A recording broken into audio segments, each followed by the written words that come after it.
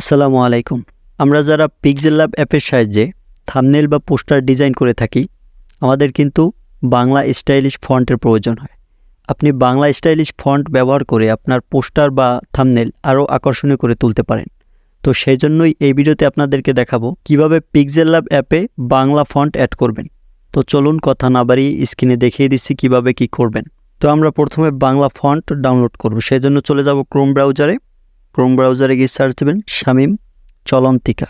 এই লেখাটা লিখে সার্চ দিয়ে দেবেন। এই লেখাটা লিখে সার্চ দেওয়ার পরে আপনার সামনে দেখবেন শামীম চলন্তিকা নামের যে ফন্ট, সেই ফন্টটি চলে আসে। তো আপনি সেই ফন্টের লিঙ্কের উপর একটি ক্লিক করবেন।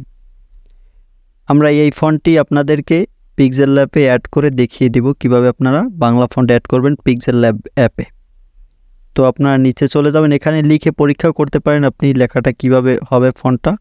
তো এখানে আপনি নিচে যাওয়ার পেজে দেখতে পাচ্ছেন ডাউনলোড, এখানে ক্লিক করবেন। ডাউনলোডে ক্লিক করবে যে সতর্কীকরণ, এখানে অনেক লেখা আছে, এগুলো পড়ে নেবেন। তারপর এখানে টিক মার্ক করে দেবেন, তারপর ডাউনলোডে করে দিবেন। তো ডাউনলোড হয়ে গেলে আপনারা চলে যাবেন ফাইলে। এটাকে এক্সট্রাক্ট করতে হবে, সেই জন্য আপনারা ফাইলে চলে যাবেন। তো আপনি ডাউনলোড করার পর চলে যাবেন ফাইলে আসার পর যে ডাউনলোডে ক্লিক করবেন। ডাউনলোডে ক্লিক করার পর সর্বপ্রথমে দেখতে পাচ্ছেন শামীম চলন্তিকা, এই ফন্টটি।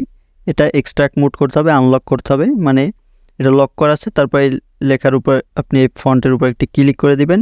তারপরে যে দেখতে পাচ্ছেন এক্সট্রাক্ট, এখানে ক্লিক করবেন। এক্সট্রাক্টে ক্লিক করার পর যে ডানে ক্লিক করবেন।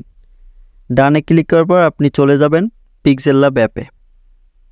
পিক্সেলল্যাব অ্যাপে আসার পর যে দেখতে পাচ্ছেন প্লাস আইকন, এখানে ক্লিক করে এই টেক্সটের উপর ক্লিক করবেন। টেক্সটের উপর আপনি একটা লিখে দিবেন, যে কোনো একটি টেক্সট লিখবেন। তো আমি লিখে দিচ্ছি আমার সোনার বাংলা।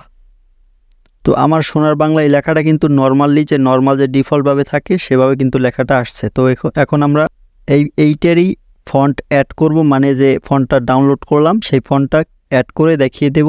এই লেখাটা দেখবেন অন্যরকম হয়ে যাবে। তো সেই যে এক্সট্রাক্ট মোড করছিলেন সেই ফন্টটি অ্যাড করার জন্য এই যে লেখার উপর টেক্সটের উপর একটি ক্লিক করে দিবেন। তারপর এই যে এর মতো একটা অপশন দেখতে পাচ্ছেন, এখানে ক্লিক করবেন। এখানে ক্লিক করার পর ডান পাশে চলে যাবেন।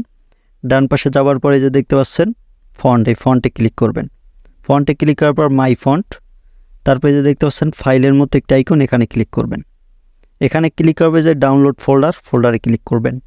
এখানে আসার পরে যে শামীম চলন্তিকা, এখানে এটা সিলেক্ট করবেন। এই ফোল্ডারটি সিলেক্ট করার পরে যে দেখতে পাচ্ছেন উপরে শামীম চলন্তিকা, এখানে এটা সিলেক্ট করবেন। তারপরে যে দেখতে পাচ্ছেন ইউনিকোড, এটা সিলেক্ট করবেন। তারপর এখানে এই দুইটা সিলেক্ট করে অ্যাড ডিরেক্টরি, এখানে ক্লিক করে দিবেন। তাহলেই দেখবেন আপনার সেই ফন্ট এখানে অ্যাড হয়ে গেছে। তো আপনার এখানে যেহেতু আমার যেহেতু দুইটা হয়েছে, মানে আপনার এখানে একটা হবে বাঁকা আর একটা হবে সোজা। তারপর আপনি এখান থেকে বাঁকাটা চাইলে ডিলিট দিয়ে দিতে পারেন। তারপর আমি এই ফন্টটা সিলেক্ট করে যদি ওকে বাটনে ক্লিক করি, তারপর দেখতে পাচ্ছেন এই যে আমার কিন্তু সেই ফন্ট অ্যাড হয়ে গেছে।